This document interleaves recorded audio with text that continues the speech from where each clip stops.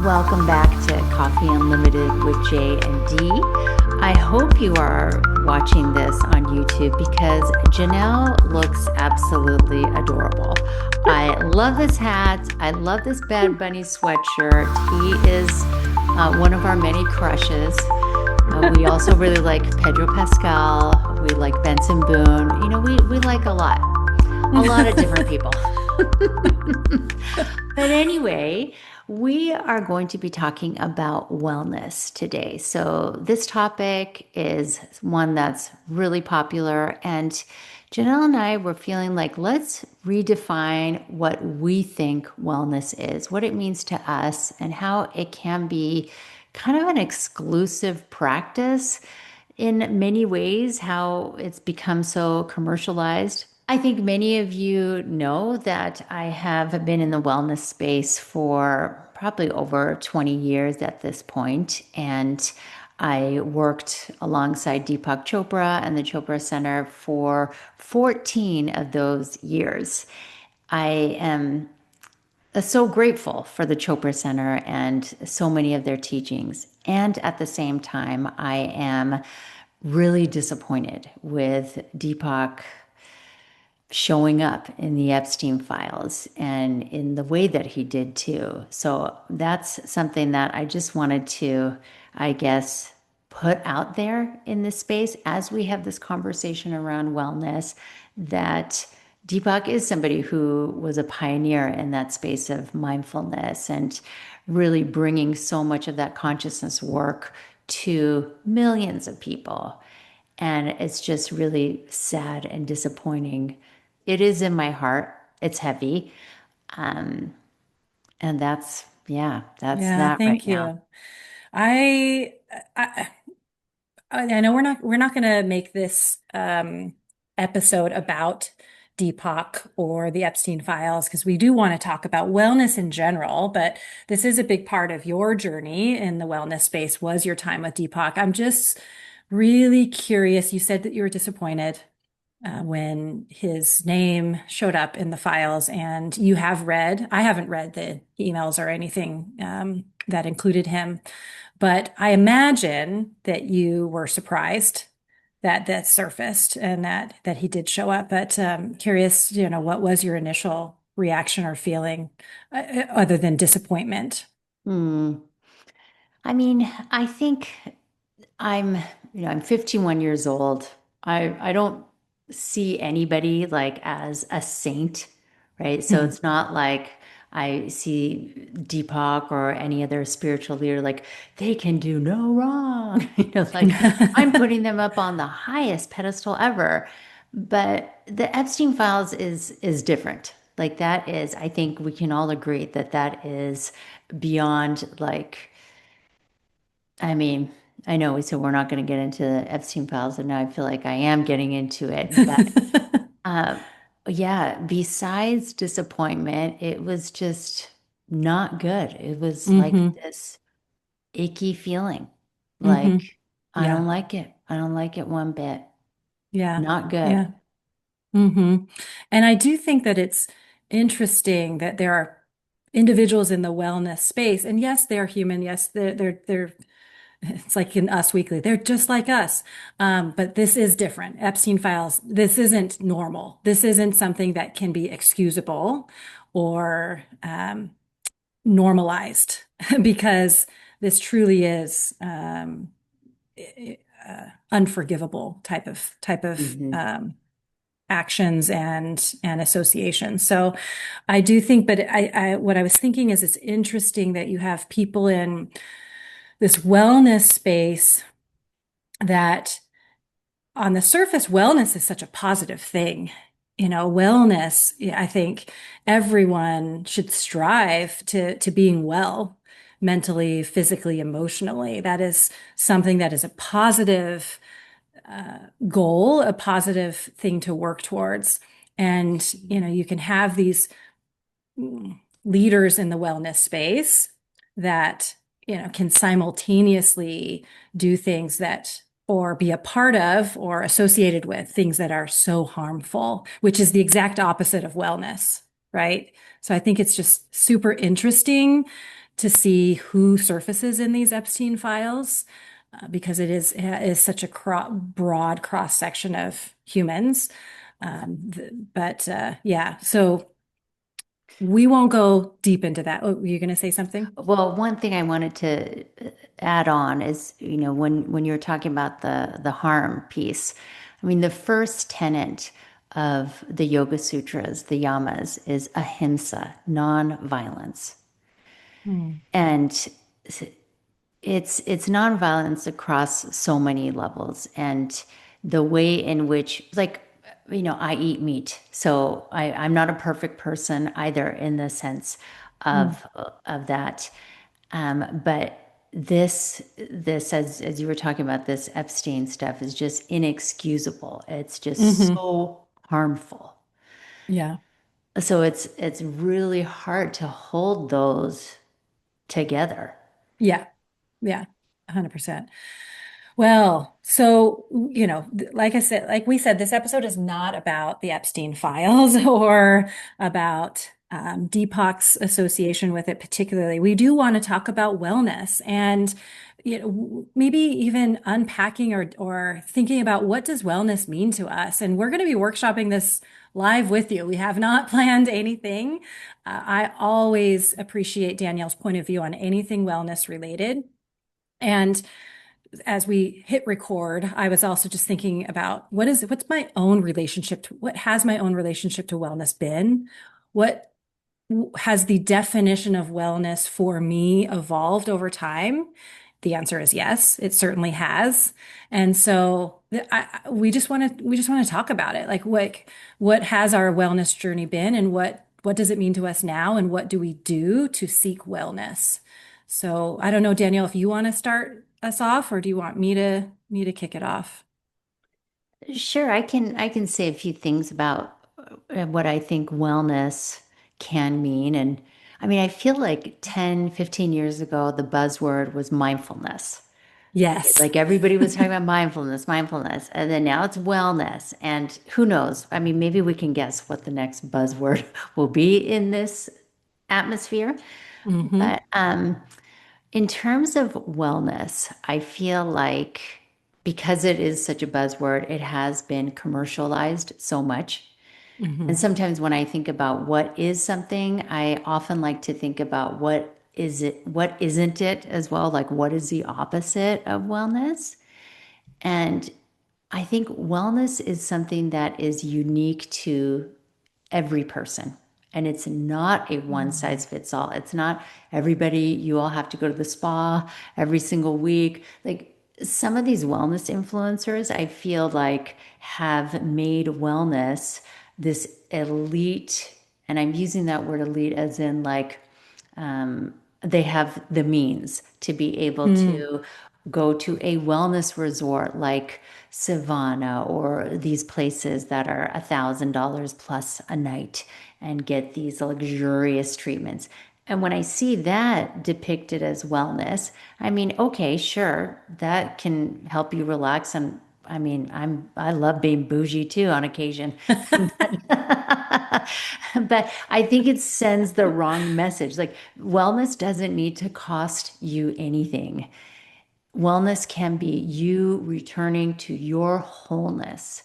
And what that looks like to you could be completely different to what that is for somebody else, right? Like maybe it's, I mean, I feel so well when I am sitting on my couch, rubbing Spike's belly and gazing into his eyes.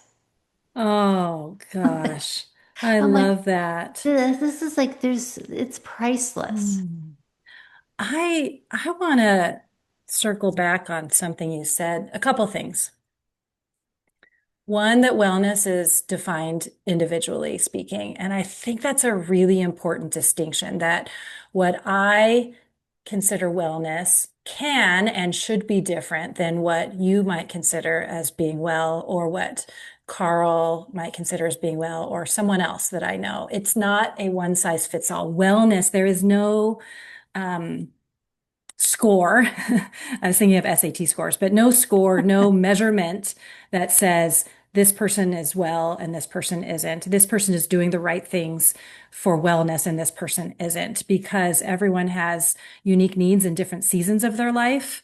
They have unique needs based on their physiology and their bodies, but also their culture too. So I really like acknowledging that wellness can and should look different for the individual, and it should be defined by the individual.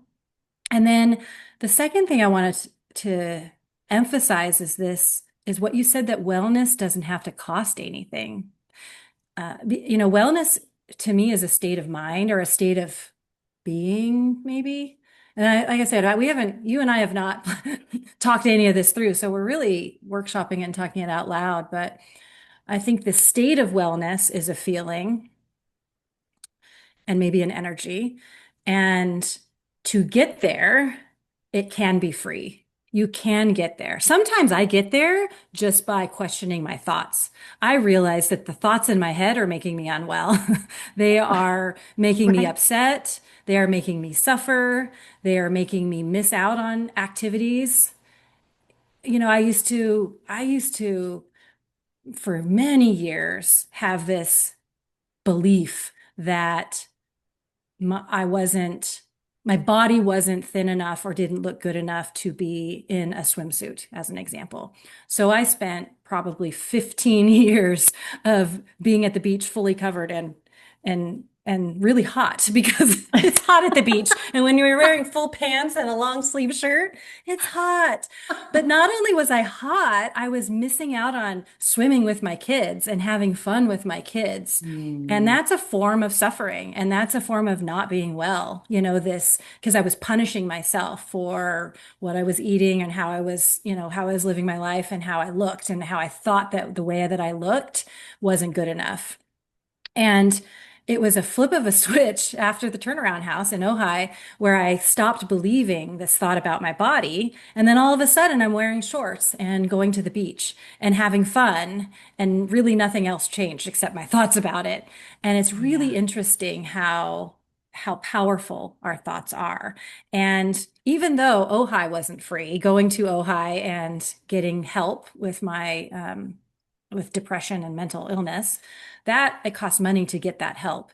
But since then, Hmm. I can find peace of mind and a state of well-being just by examining my thoughts and releasing them and not believing them, which is really fascinating. Because yes, I could go to the gym and work out. I could go get, I don't know, some sort of Botox or something done, which I've never had Botox, never done anything like that. But I could do something like that that could cost me a lot of money that might make me feel younger again or feel a certain way. Or I could just stop believing my thoughts that are telling me that I should look a certain way. Amen. I love Or this. I'm that like, yes. I can stop believing the thoughts that I shouldn't be aging, because in reality, I am aging. Every single day, I'm getting a day older, Danielle. Every Everybody day, is. every Everyone's getting day. older. That's a good thing. We're all aging together. We are all aging together.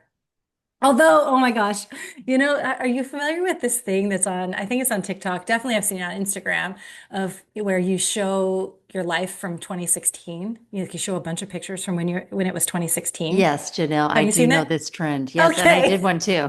Oh, you did. But you know what? I saw someone post, which is so true. Like, why are Asians doing this 2016 thing? We all look the same. Well, I have to say I was thinner 10 years ago and I had Were less gray you? hair. Yeah, Oh I'm my aging that gosh. way. I'm Well, aging wider. why not wiser? Wider, hopefully wiser. Okay. Well, you know what though? We could fight it or we could just embrace it, right? So I think the path of embracing it has a lot less suffering. But I would say wellness isn't the absence of suffering. I don't think wellness or well-being is the absence of suffering. I do think that there is a more positive energy to it. So well-being for me is feeling like I can move my body, I think Hmm. that's part of it. Not saying that there will be a day when I can't move my body as well. And there are, of course, individuals out there that have limitations of movement. It doesn't mean that they can't have a state of well-being or be well. But for me, at this point in the season of my life, I want to have some strong muscles. I want to be able to walk upstairs without getting too winded. Again, different seasons of my life, I'll have a different definition and a different um, point that I'm seeking in terms of well-being. But for me right now, I do look to see what's my energy like throughout the day. What are my thoughts like? Because I know that if I catch myself on a day having a lot of negative thoughts and being really judgmental about other drivers or people that I see or anything like that, that is simply a red flag that something is off in me. I'm not well. I didn't get enough sleep. I'm not eating the right nutrition. I notice that if I eat a lot of sweets and sugar, which I love, I will have it. But if I go through a period of having a lot of it, then it wreaks havoc on just my mental state and how I see the world. So those are just red flags. Doesn't mean that I'm not well overall, but it just is a nudge and a reminder to be intentional and thoughtful with some of my choices. I really love everything you said from the evolutionary piece of wellness, of like how it shows up differently in different stages of your life, right? It's not one size for you for the duration of Mhm. your life as well. And how you're able to just recognize, okay, if I'm really craving a lot of sugar right now, that is a red flag. Like, okay, what am I doing? What do I need so that I can, return to wholeness?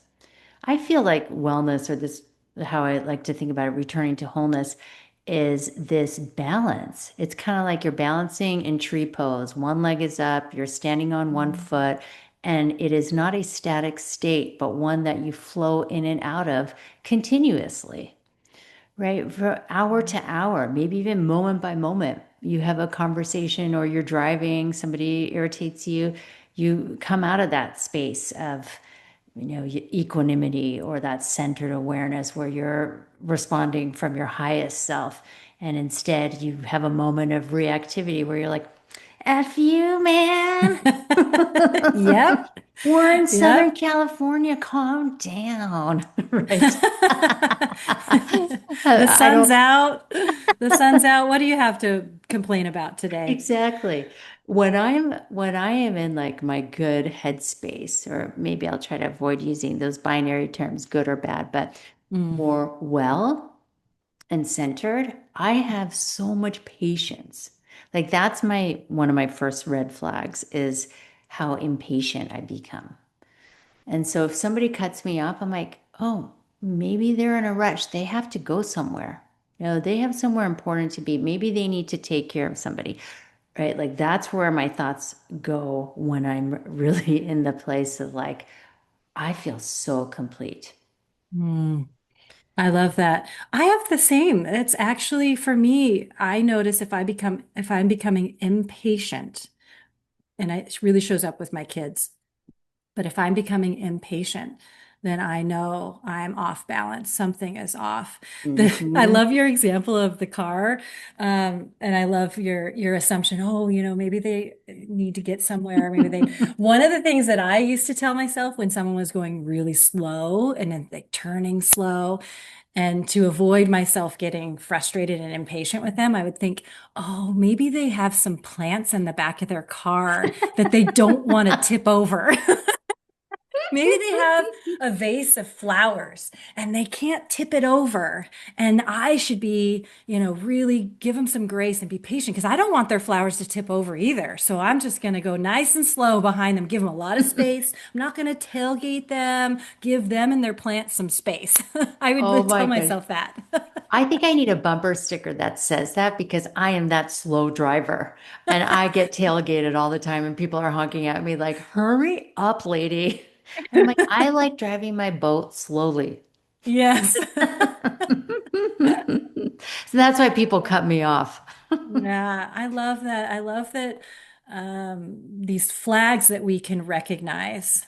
So, what are some things that you do when you notice that you're off or that maybe your well-being isn't where you'd like it to be? What are Hmm. some things that you turn to Well, to get well? I'm thinking about, so I just finished this course that I was leading, harmonizing energy flow, and it was around the chakras, our energetic system. Mm. So our chakras reside in our energy body, which is where we have our thoughts, our emotions, our experiences. And so everything kind of goes back to the root chakra. And the root chakra represents your basic needs of survival. So if my basic needs are not being met, and you mentioned this too about like getting movement, eating well, so all those things are part of being whole and balanced in your root chakra, getting restful, deep sleep every night, healthy, nourishing foods, making sure that you're moving your body. It's pretty much those three things Hmm. that it's like if I'm not sleeping well, then I wake up impatient, cranky. Like it's kind of, this saying, a good day starts the night before. I feel like it's absolutely true. So, what I've been doing now, and I just need to kind of watch that I don't get a little too rigid on this, Hmm. is I am prioritizing my sleep like it is the most important thing I do all day. So Wow. since December 31st, I haven't been drinking alcohol. I was like, I'm going to do dry. Well, my goal was I just wanted to not have any alcohol throughout the course. And it was such an easy thing for me to let go of that I was like, I'll just continue doing this. I feel really good. Even if I don't get the best night's sleep, it's not like I have any residue from alcohol that's in my system. So I've cut out alcohol. I've really minimized my caffeine. So I think you're right. It's Hmm. coffee limited with Yes. J-Coffee. But I think we were talking more about the topics. Yes. Those will still be unlimited, but the coffee might be limited and even sugar at night. So I'm really trying to sleep, focus on sleep being my highest priority. So getting my intense workout in the morning rather than later in the evening where I'm going to start to, you know, get my cortisol spiking and feeling like now I want to have a big meal late at night. Like eating early, just winding things down. Hmm. But I mean, I also think it's all about balance too. But this season in my life, I feel like it's harder for me now to metabolize and digest certain foods and beverages.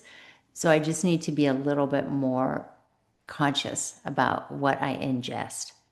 Hmm.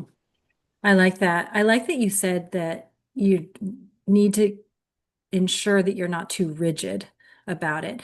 I experienced when I first started to have healthy routines in my day or have almost wellness goals. When I was Hmm. actually starting to Hmm. set goals around wellness of drink 8 glasses of water a day and move my body every day and journal and all these things. And they're all good things. But if I missed one, I would just throw the whole baby out with the bathwater. I'd just give up and I would go on a complete binge of bad habits, because I like, oh, well, it's Tuesday and I already didn't get enough water. So guess it's soda the rest of the week. I'll start again on Monday. It was always an all or nothing thing for me. And I don't know why, but I did have this mentality that I had to be perfect at it. Otherwise, it was a complete failure and I should just start again on Sunday or Monday at the beginning of the Hmm. week. But it doesn't have to be that way. It really can be a little bit more graceful. And and then I love how you made one big priority and that's sleep for you. That's your big priority. I think right now, because I was in Portland recently and I ate all the things that I could in Portland, all the fast food, all the cupcakes, all the donuts, all the cookies that bring back so many memories when I'm there. I think, at least for maybe this next month, I think I need to focus on my nutrition intake and just be a little bit more mindful about sugar in particular. Not that I'm going to cut it out altogether. That never works for me. Hmm.